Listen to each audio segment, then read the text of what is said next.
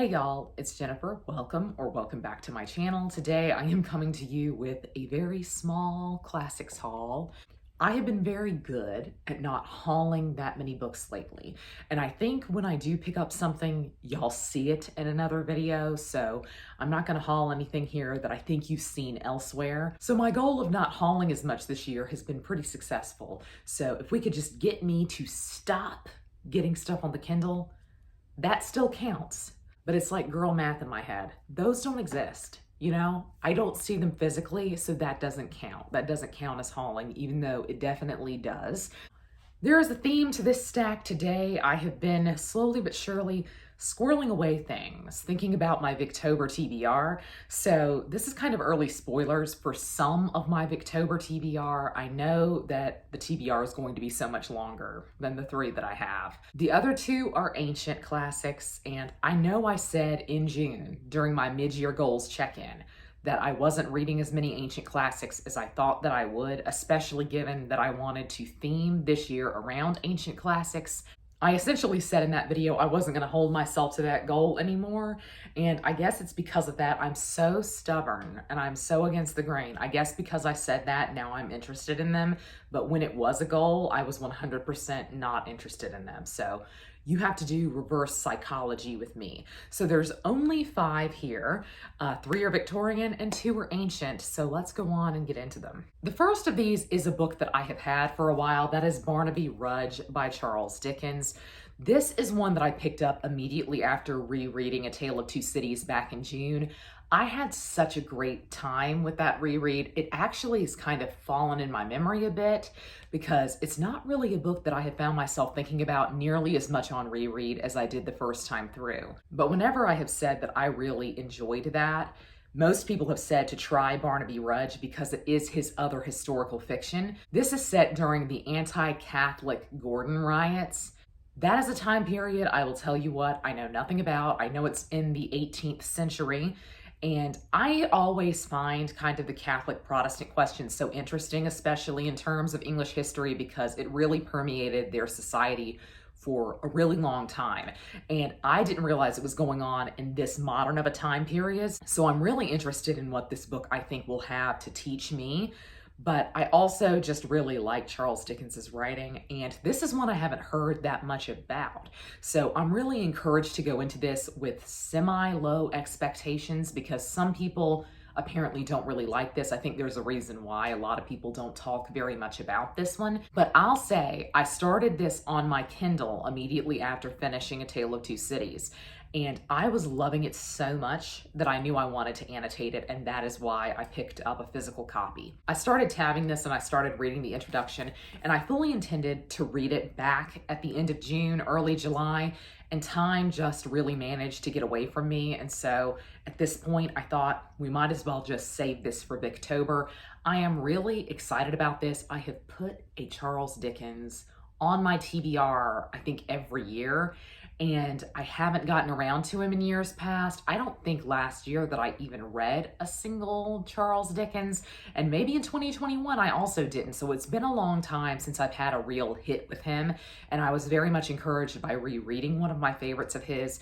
So I'm looking forward to this. This was very swashbuckling, and it really was action heavy from the first chapter. I think I made it about 5 chapters in, and I really was enjoying it. So this is one I'm looking forward to.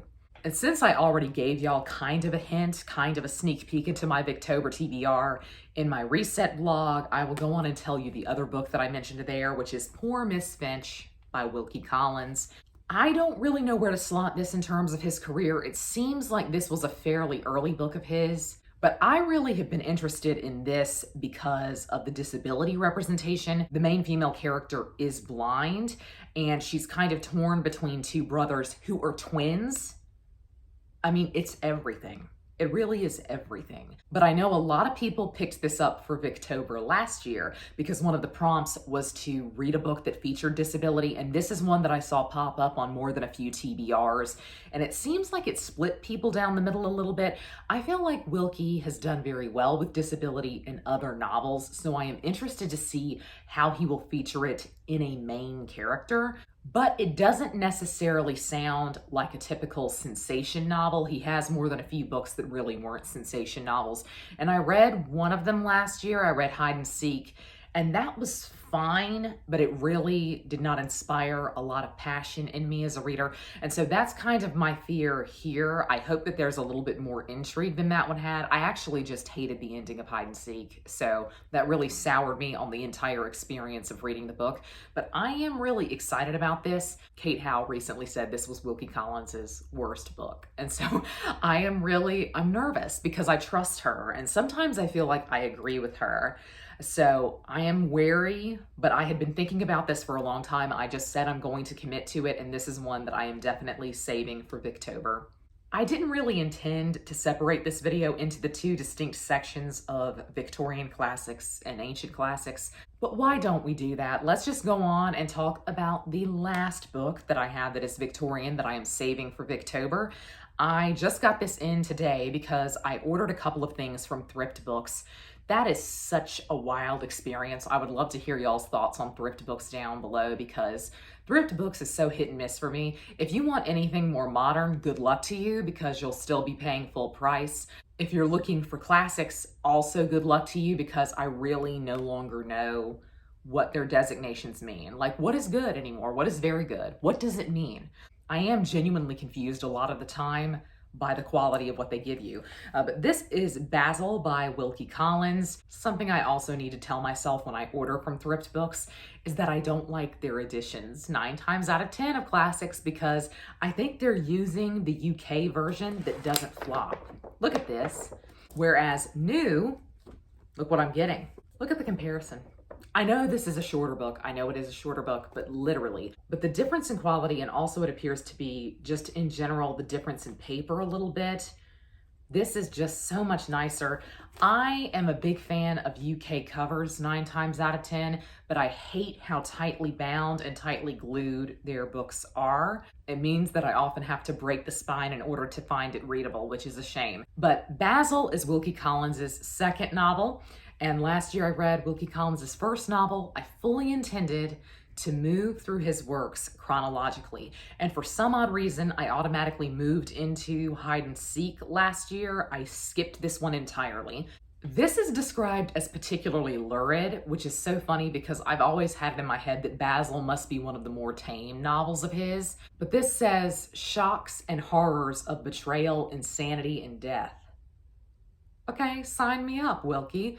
I tell you what, I've never disliked a book from him. I've always at least had a good time. Some of his books aren't that memorable. That's my fear about Poor Miss Finch, and that's also been my fear about Basil. But I feel like I'm kind of exhausting the more famous names of his, and part of me wants to save off things that I know are going to be good for the last. I'm also just tempted to reread some of his things because I do like his shorter works. I think his shorter novels are really interesting, and I think he gets a lot done in a short page count, and I really respect that. Wilkie Collins is my favorite Victorian author, and I've just decided to give in and put 2 books of his on my TBR because I always read 2 books from him now.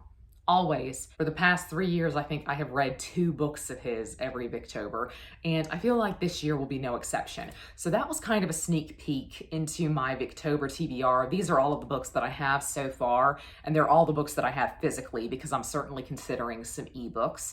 But I am really excited about all of these. I feel like they're all a shoe-in a bit because they're authors that I know that I enjoy, particularly my favorite author, Wilkie Collins. Now let's move into my last 2, which are ancient classics, and they are works of ancient history.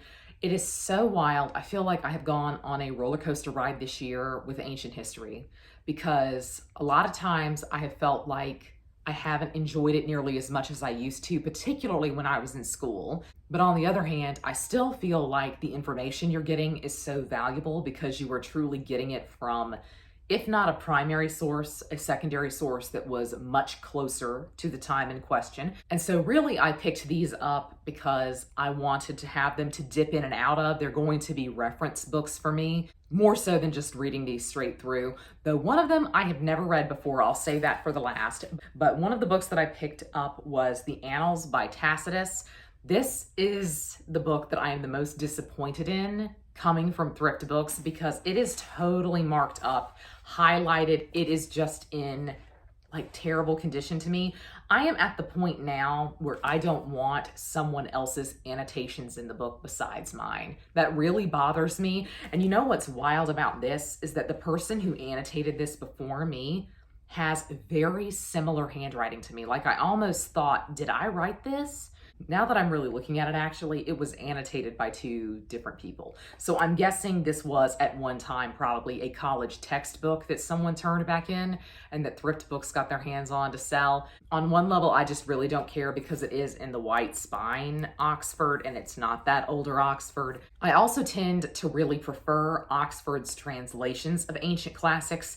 That's hit and miss. You can't always guarantee that their translators are going to be great because their translation of the Metamorphoses by Ovid was not it. Just wasn't it. This is translated by J.C. Yardley, and it is about the reigns of Tiberius, Claudius, and Nero. Really, I'm here for Nero. This portrait on the front is a very famous painting of the Great Fire. I picked this up because I've recently been rereading Suetonius, and Suetonius, I think, has a very obvious contemporary and an obvious comparison point in Tacitus. They're writing about some of the same topics, but Tacitus does give you a little bit more detail. To my memory, Tacitus is just so sexist. So I'm going to reread this. It's been a long time since I have read him in depth, read a long passage from him, so I no longer know if I would feel the same way. But Tacitus is also really famous for his passage on Boudica in Britain, or Boudica. I don't really know how we're supposed to say her name, but Boudica is so much cooler than Boudica. Please do not tell me that it's Boudica because I'm not calling her that. But she was one of the coolest women who ever lived. I don't make the rules. She's in the top 10. He really goes into detail about what she did, and she basically raised the ground out there at Colchester. If you were to go on an archaeological dig there, you would find a layer of ash from where she burned it. Pretty incredible stuff. So I am excited. Tiberius, he's more interesting to me now than he used to be. Claudius is of endless fascination, just a source of endless fascination because everyone around him has to be like some of the most interesting people that lived. Sadly, that means Claudius isn't that interesting. Tiberius, also not really that interesting as a person. But what's going on more than makes up for his lack of personality. I feel kind of sorry for him because honestly, if someone were to write a book about me, I feel like I would come off like Tiberius. Tiberius just wanted to be left alone. He just wanted to stay in the house and read. And eventually he just went off to Capri and he was like, please don't talk to me about this stuff anymore. I'm the emperor, but I just don't care. And I have to respect it. I really do. Last but not least, is The Later Roman Empire by Ammianus Marcellinus. I have never read him before. I am so excited because he is a really big name in kind of late antiquity. And in fact, he is one of the only voices we have for this late antiquity period. He is writing specifically about the 300s. This edition says AD 354 to 378. Sadly, Ammianus Marcellinus, like so many ancient historians, wrote a really massive work on the history of Rome. He essentially wanted to pick up where Tacitus leaves off and move up to the present day. And he did that, but we don't have any of the earlier books. We just basically have the 300s. I'll be real with you, the end of the Roman Empire is far more interesting to me than the start of it. I just think the decline and fall is absolutely fascinating, and it's happening in this book. It's happening as Ammianus Marcellinus is observing it. He's also kind of an interesting guy from the outside looking in. He was a soldier, and so I think he's viewed as fairly impartial and as fairly accurate because he is someone who would have known what the military strategy was like. Since he was a soldier, he would have been very familiar with that. So I am really, really excited.